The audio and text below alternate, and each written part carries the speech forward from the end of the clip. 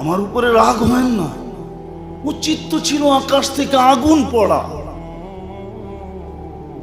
তাইলেও কোনো বেশি হইতো না, অতিরঞ্জিত হইতো না। আমরাই যদি সীমা ছাড়া হয়ে যাই, তা আল্লাহর জন্য এটা সীমা ছাড়া হতো না। কি আমাদের দেশে রুলস নাই? নাই? বিরোধিতার রুলস নাই?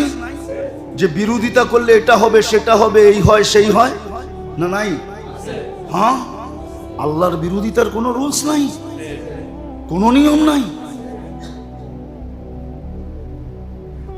আমি এটাই বুঝাইতে চাইতেছি, আমি দোয়ার বিরুদ্ধে না, উচিত ছিল প্রথম দিনই যাওয়া, যেটা আমি বুঝাইতে চাইতেছি। পানি গড়ায় যাওয়ার পরে না।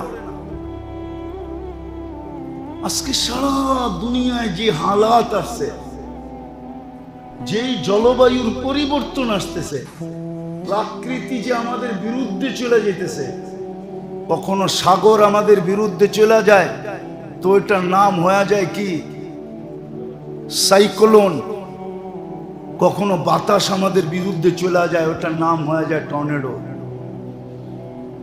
কখনো খরা আমাদের বিরুদ্ধে চলে যায়, মৌসুম আমাদের বিরুদ্ধে চলে যায়, ওটার নাম এক একটা দিতেছি। শুধু তো খরা আমাদের, মৌসুম আমাদের বিরুদ্ধে যায় না। বলেন রমজানে কয়জন আমরা হিসাব করে জাকাত দিছি? পাই হিসাব করা। কয়জন আলেম ওলামার সামনে রাখছি যে আমার ঘরে এই এতটুকু সম্পদ আছে, টাকা পয়সা সোনা রূপা আছে, একটু হিসাব করে দেখেন এর উপরে জাকাত হয় কিনা। কয়জন যে জিজ্ঞাসা করছি? বরং আমাদের সমাজে তো এরকমও লোক আছে যে জাকাত যদি দিতে শুরু করে তাইলে ভাববে মানুষে আমাকে দেওয়া বন্ধ করে দিবে, বিদায় দেওয়ার দরকার নাই, নিতেই থাকি। কি রাগ হয়ে গেলেন? হ্যাঁ, না রাগ হয়ে গেছে। এটা প্রকাশ করলে মানুষে আমাকে দেওয়া বন্ধ করে দিবে। অনাবৃষ্টিত হয় জাকাত পাই টু পাই হিসাব করে না দিলে। হাদিসের কথা, বৃষ্টি আল্লাহ বন্ধ করে দিবে, হাদিসের কথা।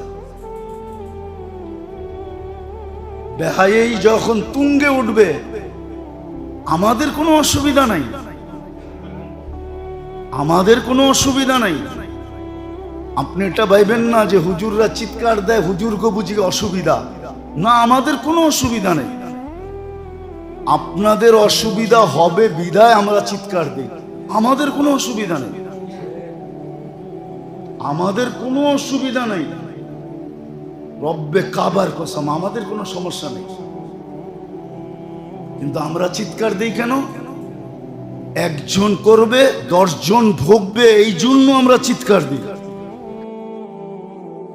প্রযুক্তি তালাশ করে যে প্রযুক্তির মাধ্যমে এটাকে দূর করা যায় কিনা, প্রযুক্তির মাধ্যমে দূর করতে চেষ্টা করে। কিন্তু উচিত এটা ছিল না, উচিত প্রথমটা ছিল যে মুসলমানদের কুল স্বীকার করা দরকার ছিল। ফাফিরু ইলাল্লাহ, আল্লাহর দিকে দৌড়ানো উচিত ছিল। আল্লাহ তো বলেই দিছে লিউযিকাহুম বা'দাল্লাযী আমিলু লাআল্লাহুম ইয়ারজিউন। আমি তো আমার দিকে টানার জন্যই এটা দিছি, আমার দিকে টানার জন্যই তো তোমাদেরকে আমি ফাঁদ পাচ্ছিলাম। এটা একটা ফাঁদ মনে করতে পারে যে একটা ফাঁদ পাইতা দিয়েছিলাম তোমরা যেন আমার দিকে আসো। কিন্তু আসলে মুসলমান তো আল্লাহর দিকে দৌড়ায় না, বা যারা দৌড়াইতে বলে এদের কথাও মানে না, এদের কথাও মানতে রাজি হয় না। যে আল্লাহর দিকে দৌড়াইয়া কি হবে? আল্লাহর দিকে দৌড়াইয়া কি হবে?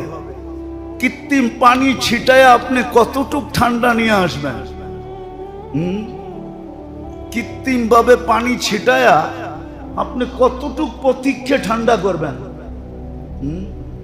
কি রাত্রে যখন ঘরে যে ঘুমাবে আর ঘাম ঝরতে থাকবে আর গরমের ঠেলায়, গরমের কারণে যখন ঘুম একটু পর পর ভাঙতে থাকবে, আর এপাশ ওপাশ করতে থাকবে, তখন আপনার কৃত্রিম পানি ছিটানো কোন দিকে যাবে?